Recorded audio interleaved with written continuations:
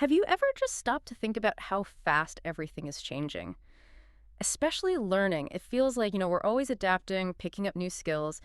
The whole way we learn is just transforming.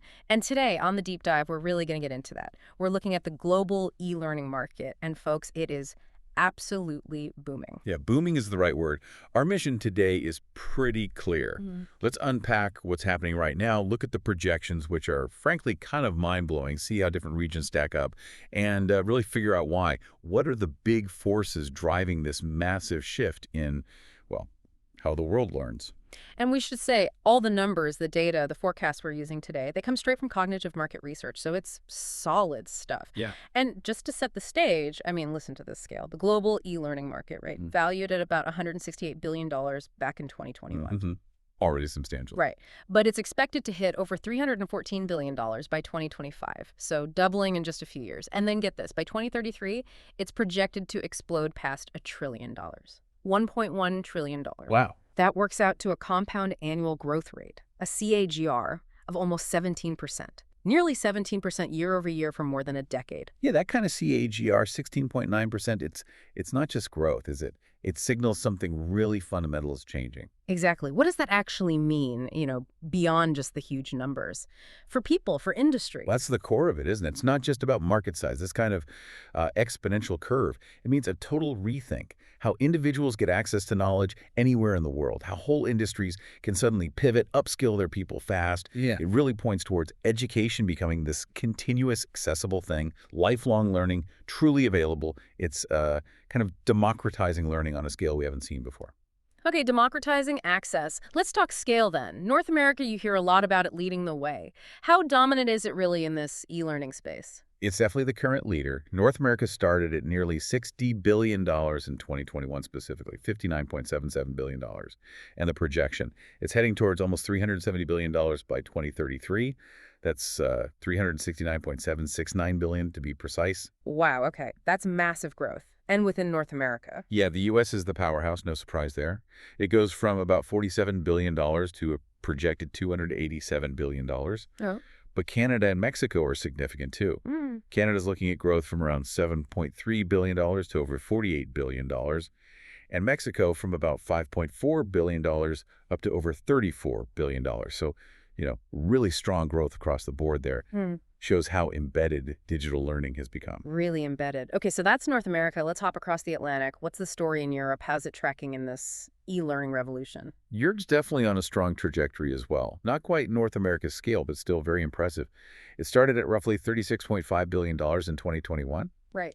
And it's projected to reach over $225 billion by 2033. So significant expansion. And who are the main players in Europe? Germany's leading the pack there. Okay. Expected to grow from around $8.4 billion to over $55 billion.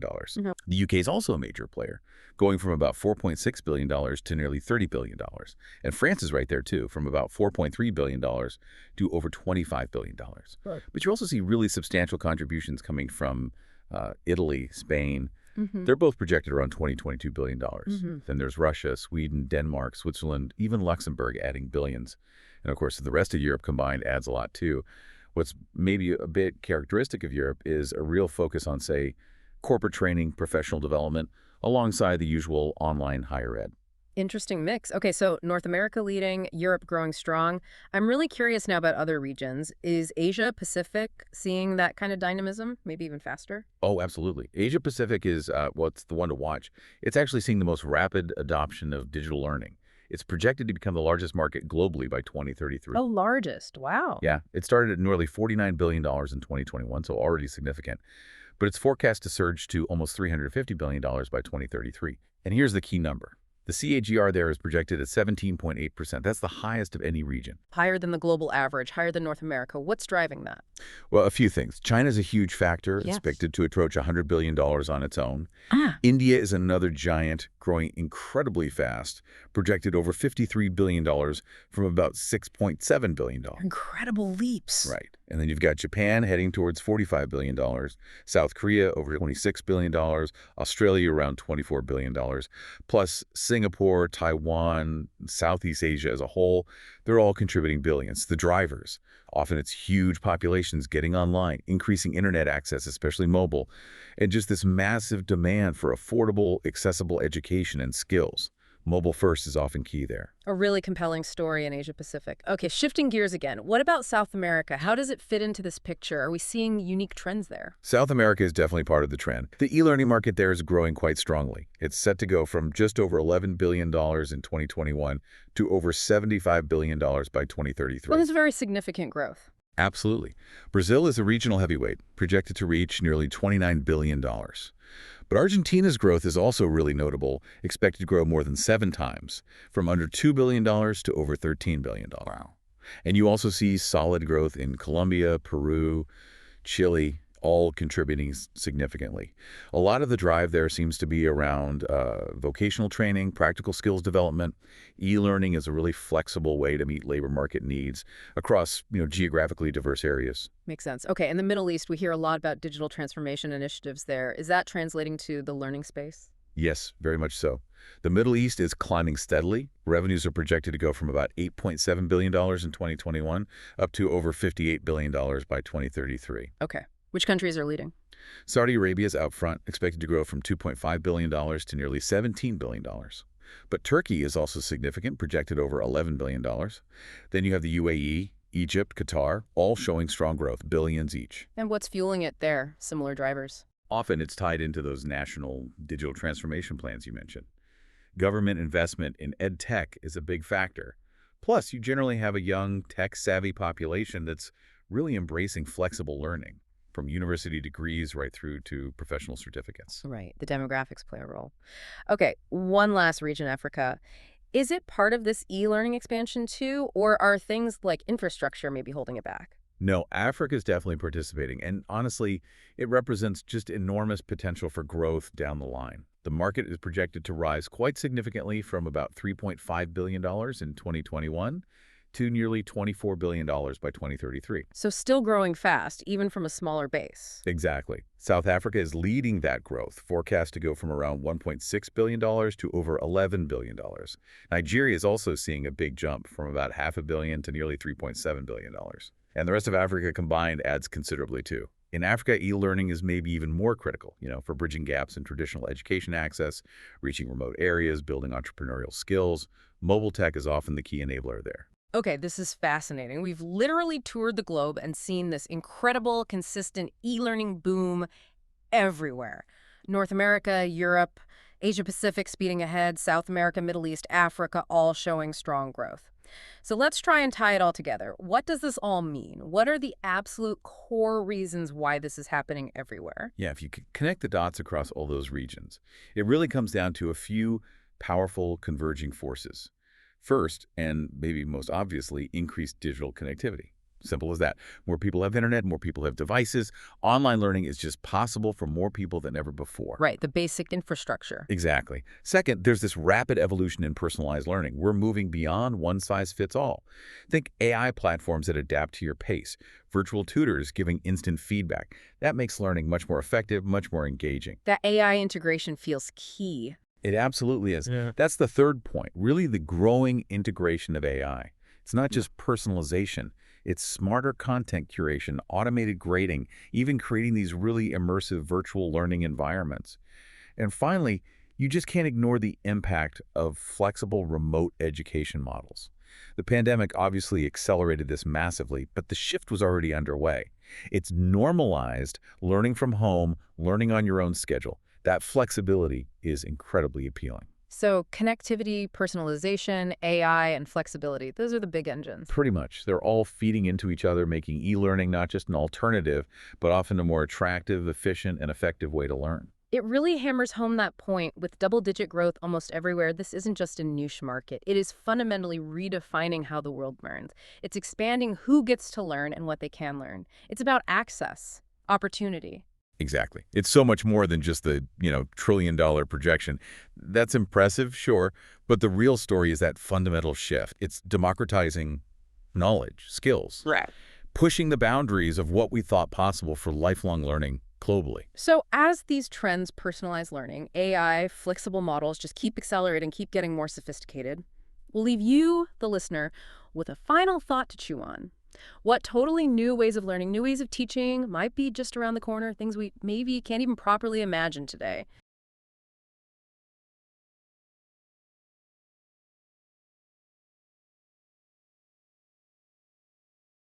Welcome to the Deep Dive, the show where we take a stack of information, sift through it, and pull out the most important nuggets of knowledge for you. Today, we are plunging headfirst into a truly transformative industry, the e-learning market. This sector isn't just growing, it's really exploding, fueled by digital innovation, global connectivity, and just a fundamental shift in how we all learn and develop. So if you're looking to get quickly yet thoroughly informed on this fascinating area, maybe with some surprising facts and insights thrown in, you're definitely in the right place. Okay, let's unpack this. Yeah, and what's fascinating here is just how pervasive and how rapidly evolving e-learning has actually become. Our mission for this deep dive is really to explore the core elements shaping this powerful market. We want to look at the key drivers propelling its, well, astonishing growth, the significant restraints it still faces, and of course, the cutting-edge trends that are defining its future. We're drawing directly from the source material here, specifically insights from cognitive market research to extract the most critical information. The goal is ensuring you leave well-informed and, ready to connect the dots. Indeed. And to really grasp the scale of this phenomenon, we have to start with the foundations, right? The elements propelling it. So what are the core forces igniting this growth? Starting with something that's so ubiquitous now, we barely notice it anymore. Right. That would be the increasing internet and smartphone penetration. It might sound basic, but its global proliferation has been an absolute game changer. Did you know, for instance, that in places like India and Indonesia, something like over 70% of new internet users, they get online first via their smartphone? Wow. Yeah. So this isn't just about accessing content. It's about leapfrogging traditional educational infrastructures entirely. It's making quality learning available where it was once, wow, unimaginable, and often at a fraction of the cost. Wow, that really does put it into perspective. It's kind of democratizing access in a way traditional education maybe never could. And hand in hand with that accessibility, there's this growing demand for flexible and self-paced learning. Modern learners, whether they're students juggling jobs or working professionals looking to upskill or just lifelong learners, they seem to be craving educational experiences that fit their unique schedules, not the other way around. Precisely. E-learning platforms provide that crucial flexibility. They allow individuals to learn anytime, anywhere, and critically, at their own pace. Think about, say, a busy parent trying to upskill after the kids are asleep. Traditional classes, probably out of the question. But e-learning can slot perfectly into those, fragmented hours. And this is particularly appealing for professionals who want to enhance their skills, maybe even pivot careers without having to leave their current jobs. That's a huge barrier for many people. Yeah, definitely. And it's not just individuals and families embracing this, is it? There's a massive institutional push as well. We're talking about significant government initiatives and pretty robust corporate training programs driving this market forward. That's a crucial point, yeah. Around the world, public and private institutions are just pouring resources into digital learning infrastructure. We're seeing whole nations launch comprehensive e-learning strategies and learning management systems, LMS, they're now being embedded directly into corporate structures. And not just for routine compliance training, but for really comprehensive workforce development, upskilling, reskilling, all at an unprecedented scale. It's become a strategic investment in human capital. Okay, so while this market is clearly on an accelerated trajectory fueled by these powerful drivers, well, every high-speed ascent inevitably encounters some turbulence, right? What are the significant headwinds, the challenges that e-learning still faces, even with all this momentum? Well, despite the progress we just talked about, insufficient digital infrastructure. That remains a substantial hurdle. Many rural and underserved regions still lack reliable internet access or affordable smart devices or even just basic digital literacy. And without those foundational elements, accessing e-learning content simply isn't possible for a large segment of the global population. It kind of perpetuates a digital divide, despite the best intentions. It really underscores how foundational that reliable infrastructure is. It's like the invisible backbone of this whole market. And then, okay, once people can access it, there's the challenge of keeping them engaged. User engagement and high dropout rates seem to be a real problem for many platforms, aren't they? Right. Oh, this is a critical point. Absolutely. Without the direct interaction of, say, live instructors or the social dynamics you get with peer collaboration, many learners just struggle to stay motivated, especially in courses that are long or maybe less interactive. And this leads to high attrition rates. It forces platforms to constantly innovate on how they keep users interested, how they keep them committed to completing their learning journey. They often end up leveraging things like behavioral science just to prompt completion. Right. And finally, a big one that I think resonates with a lot of people, the quality and credibility of the e-learning content itself. It's often been described as a bit of a, well, a wild west out there. It can be, yeah. With the rapid rise of providers, there's just a huge variance in content quality. That's one thing.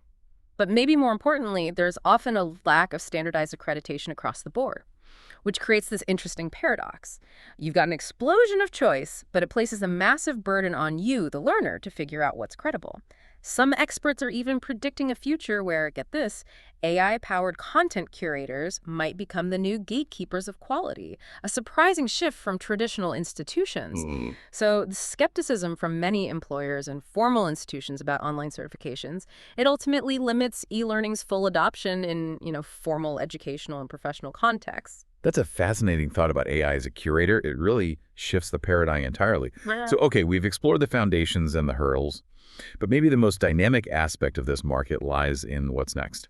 The innovation shaping its very future. And that future, it seems, is deeply intertwined with cutting-edge tech, isn't it? Absolutely. This is where things get really innovative and, frankly, quite exciting.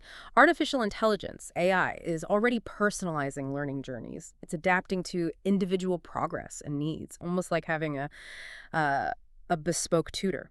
Meanwhile, you've got immersive technologies like augmented reality, AR, and virtual reality, VR. They're fundamentally transforming how students engage with complex subjects. Think detailed medical procedures or intricate mechanical engineering concepts. It moves beyond just understanding to actually experiencing the learning. Yeah, it's almost hard to imagine learning complex surgery without AR or VR now. That's a true paradigm shift. Exactly. And then there's gamification, using things like badges, leaderboards, interactive challenges. It's being used specifically to boost engagement and retention in ways traditional methods just can't. It can actually turn learning into an enjoyable pursuit. Makes sense. Another trend is something we're probably all familiar with in just our general content consumption, the rise of microlearning and bite-sized content. Yeah, this trend is a direct response to, let's face it, shrinking attention spans and the increasing demands on our time. Learners are gravitating towards short, targeted lessons that deliver real-world value fast. This approach is particularly relevant and effective in areas like, say, corporate training, language acquisition, developing soft skills, areas where quick, actionable knowledge is really key. It's essentially democratizing highly specialized knowledge into these digestible chunks. Right. And finally, a business model that's increasingly popular across so many industries seems to be taking firm hold here, too. The expansion of subscription-based models. Yes, definitely. Both B2C, so individual consumers, and B2B businesses, they're shifting towards monthly or annual plans.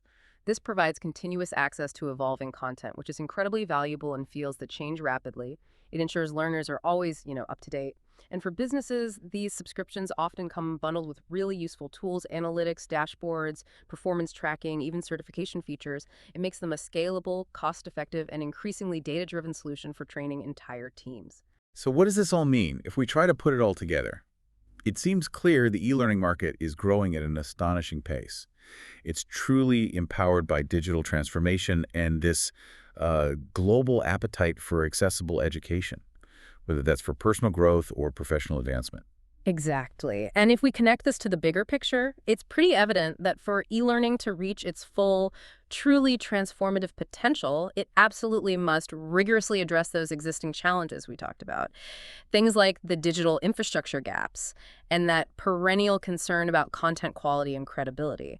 However, with the relentless push of emerging technologies, the increasing demand for flexible delivery formats, and just the ingenuity of innovative business models, the future of e-learning looks incredibly bright, which I think raises an important question for everyone listening. Given these trends and these challenges, how might the evolution of e-learning redefine what being educated or professionally qualified means for you in the coming years? Something to think about.